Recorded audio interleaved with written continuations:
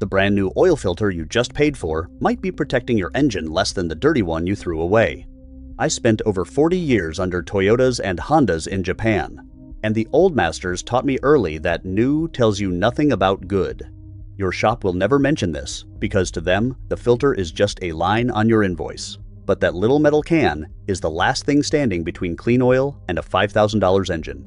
So here are the 9 things we check that they won't, and one of them is quietly doing damage every single cold morning on more cars than you would believe. The first one is probably sitting in a box in your garage right now.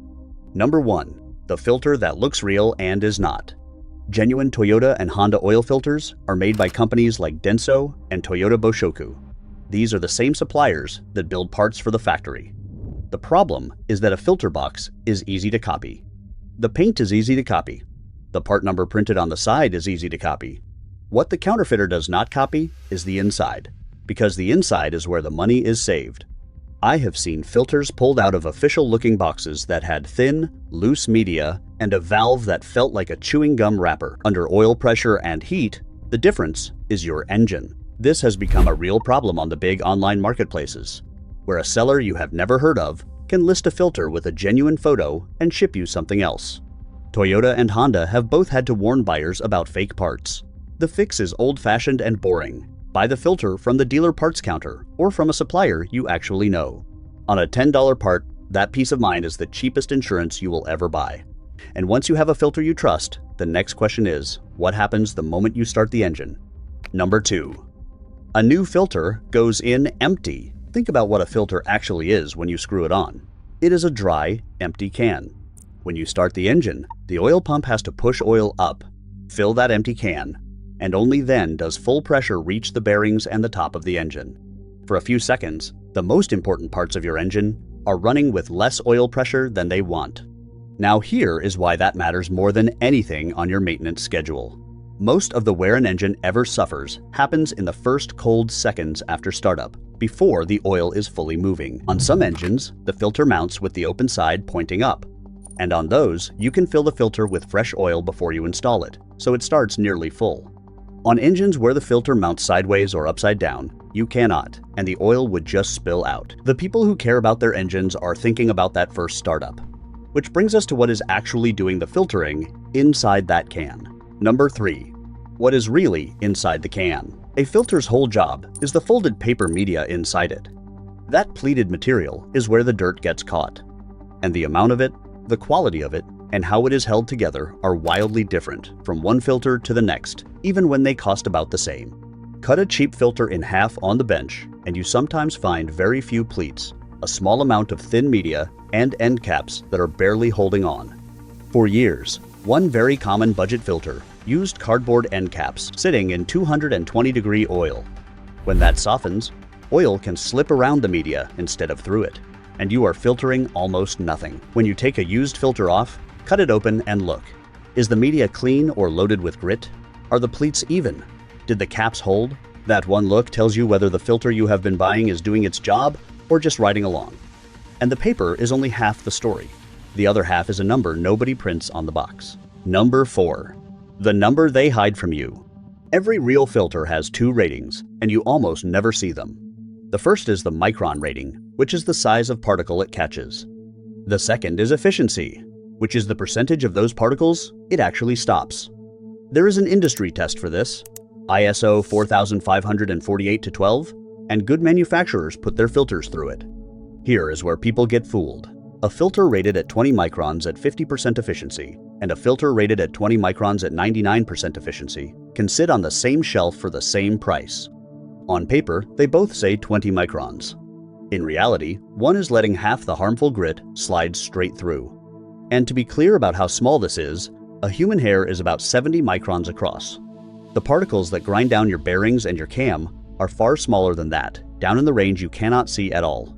So a filter that stops big chunks but waves the small stuff through is not really protecting the parts that fail. When you can find the efficiency number, it is worth more than the price tag. Now we get to the part I promised you, the one small piece of rubber that decides whether your engine suffers every morning. Number 5. The valve almost nobody checks. Inside a spin-on filter, there is a small rubber flap called the anti-drainback valve. Its only job is to hold the oil inside the filter and the passages when the engine is off, so the oil does not all run back down into the pan overnight. Get this right, and your morning start is nearly instant on pressure. Get it wrong, and every cold start is a dry start. The difference comes down to what that little valve is made of. A quality filter uses silicone, which stays soft and flexible through heat and cold and years of service. A cheap filter uses nitrile rubber, which is fine when new, but hardens and shrinks as it cooks. Once it stiffens, it stops sealing. The oil drains back every night, and every morning your engine cranks for a second or two with the filter empty and the top of the engine dry. This is the reason the good Japanese and OEM filters are worth their few extra dollars. The Toyota and Denso filters use silicone for exactly this. You cannot see it from outside the can, but you can choose a brand that is known for it. Do that one thing, and you have quietly protected your engine on every cold morning for the life of that filter. That is the single highest value decision in this whole video, and it costs you nothing but knowing to ask. If this is the kind of thing you wish somebody had told you 20 years ago, subscribe, and I will keep sending them your way. Now, that valve keeps oil in. The next valve decides what happens when the filter gets full. Number 6. The valve that dumps dirty oil on purpose, and why the right filter matters. There is a second valve in the system called the bypass valve. It sounds bad, and it is actually a safety feature. If a filter ever clogs completely, or if the oil is so cold and thick it cannot pass through the media fast enough, the bypass opens and lets oil skip the filter. Unfiltered oil is not good. But unfiltered oil is far better than no oil, so the bypass protects the engine from starving. The catch is that this valve is calibrated to open at a specific pressure, and that pressure is matched to your engine. Some engines have the bypass built into the filter, and some have it built into the engine block instead. If you put the wrong filter on, one with a bypass your engine did not expect, or without one it needed, that valve can open too early and send dirty oil around the media, even when the filter is fine. Fitting the threads is not the same as matching the spec. The filter listed for your exact engine has the right bypass setting, the right length, and the right internal pressures. Speaking of the right filter for the engine, the newer Toyotas changed the game entirely. Number 7. The plastic housing that owners crack. If you have a newer Toyota, especially a 4-cylinder from the last 15 years or so, you may not have a spin-on can at all. You have a cartridge system. The filter is just the folded paper element, and it drops into a plastic housing with a cap you unscrew from the top or the bottom. These are clean and easy to service, but they punish 2 mistakes. The first is torque. That plastic cap has a specific tightness, and it is often printed right there on the cap itself. People without a torque wrench crank it down by feel, and plastic does not forgive that. A cracked housing means a slow oil leak or a fast one. The second mistake is the O-ring. There is a rubber O-ring that seals the cap, and it is meant to be replaced every single service, then wiped with a film of fresh oil before it goes back. Reusing a flattened, dried-out O-ring is how these develop a mystery leak that people chase for months. Treat that plastic cap with respect, and it will serve you for years. Number 8. The gasket everyone rushes. Back on the classic spin-on filter, there is a rubber gasket ring around the open face. How you treat that gasket in the 30 seconds you install it decides whether the filter seals and whether you can ever get it off again. 2 habits separate a mechanic from a part swapper. First, before the filter goes on, dip a finger in fresh oil and wipe a thin film all the way around that gasket. A dry gasket grabs the metal, twists as you tighten, and either leaks or welds itself on so hard you will be stabbing it with a screwdriver next time. Second, tightness. The instruction is usually printed right on the filter. Spin it on until the gasket just touches, then hand tighten about 3/4 of a turn more. No wrench, no muscle. People assume tighter is safer. It is the opposite. A filter cranked down with a wrench distorts that gasket, and a distorted gasket is a gasket that can leak. Snug and oiled beads crushed every time. But there is one gasket mistake worse than all of these, and it has ended engines in a single drive. That is where we finish. Number 9. The double gasket that empties your engine. This is the one that makes experienced mechanics slow down and double check. Because it is simple, it is common, and it is catastrophic. When you unscrew an old spin-on filter, the gasket is supposed to come off with it. Sometimes it does not. Sometimes that old rubber ring sticks to the flat metal surface on the engine and stays there. And it is dark and flat and easy to miss.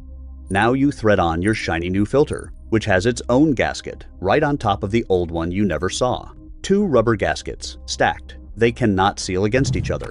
You start the engine, oil pressure comes up, and it finds that gap between the two gaskets. Under full pressure, the oil does not drip. It blows out. In a couple of minutes, a running engine can pump most of its oil onto the road, and an engine run dry does not get a second chance.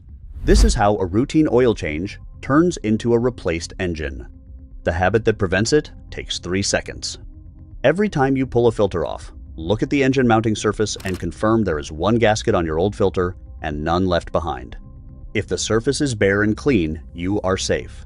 If a ring is stuck there, peel it off before the new one goes on. So here is what ties all 9 together. We do not distrust a new filter because we are superstitious.